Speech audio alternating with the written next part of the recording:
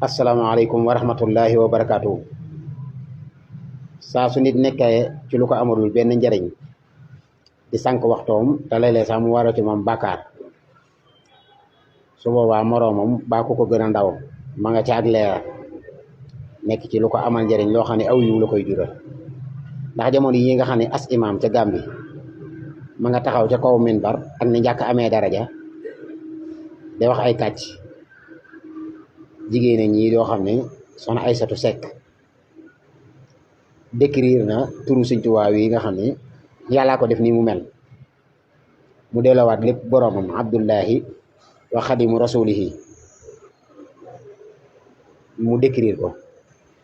xam nga imaam moom su dee day taxaw ci kaw minbar wax ni jàng xasida amul yool amul tiyaaba loola moom day kàcc wu weextal woo xam ne day fes ne jant bi, ndax li nekk ci xasida yi mooy astaghfirullah alazima wa atub ilayhi min zawahirin wa min uyub sa'altuhu bi haqqi wajhillahi maghfiratan min jumlatil manahi tubtu lahu min jumlati saghairi ma'al kabairi wa min damairi ghafiru lighfir kullama taqaddama wa ma ta'akhkhara wa ma baynahuma mu ni wax loolu amul tiyaaba kon xanaa wax ju baax jërutu la wax kon te alxuraan digle woon na ñuy wax lu baax kon képp ko wax lu baax fal yaqul xayran képp koo xam ne da nga wax nga ko mu baax sunu moom dana la ca fay tiyaaba fa asaabahumullahu bima xaalu janaatin tajri. kon damay saxaar rek nii imaam soosu daa kàcc doo ko wane nag ci boobu jamono muy def loolu moom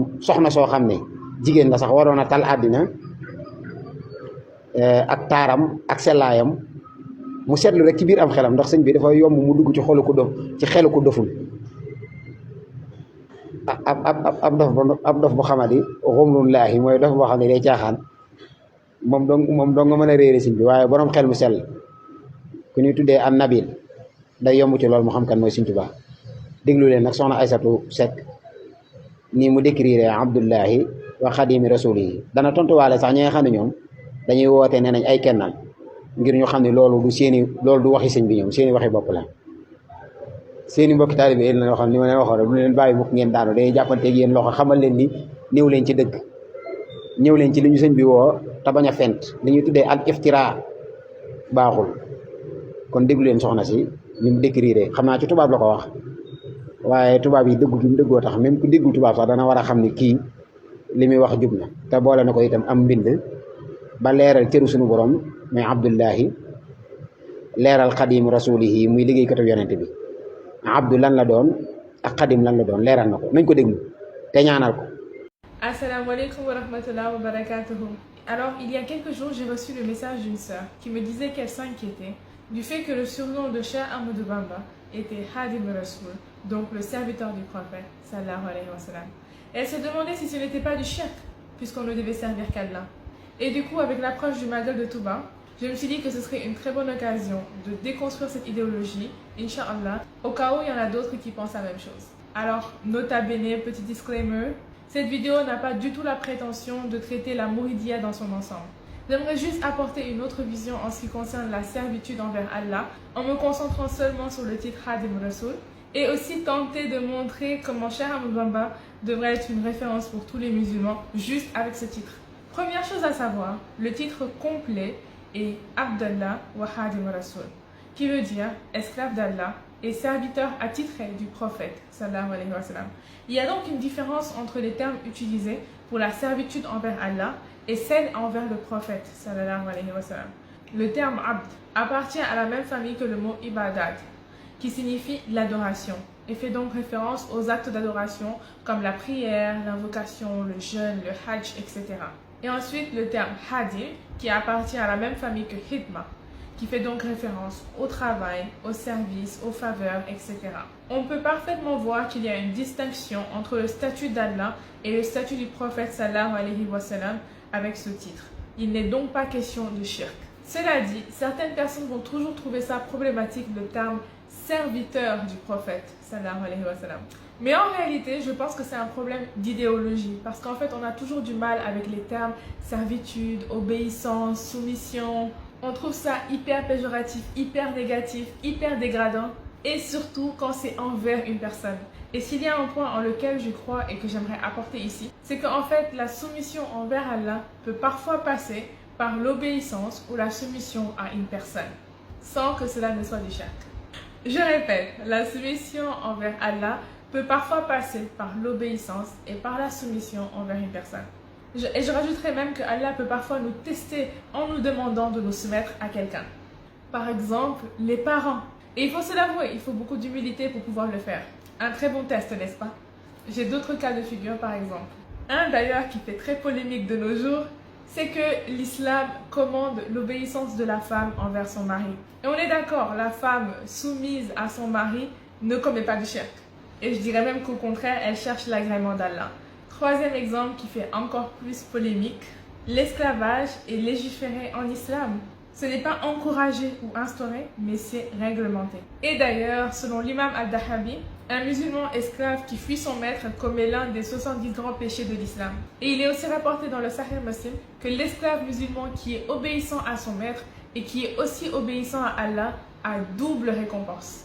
Alors à travers ces exemples, on peut comprendre donc qu'un musulman qui est esclave d'un autre musulman et qui lui est obéissant ne commet pas de shirk.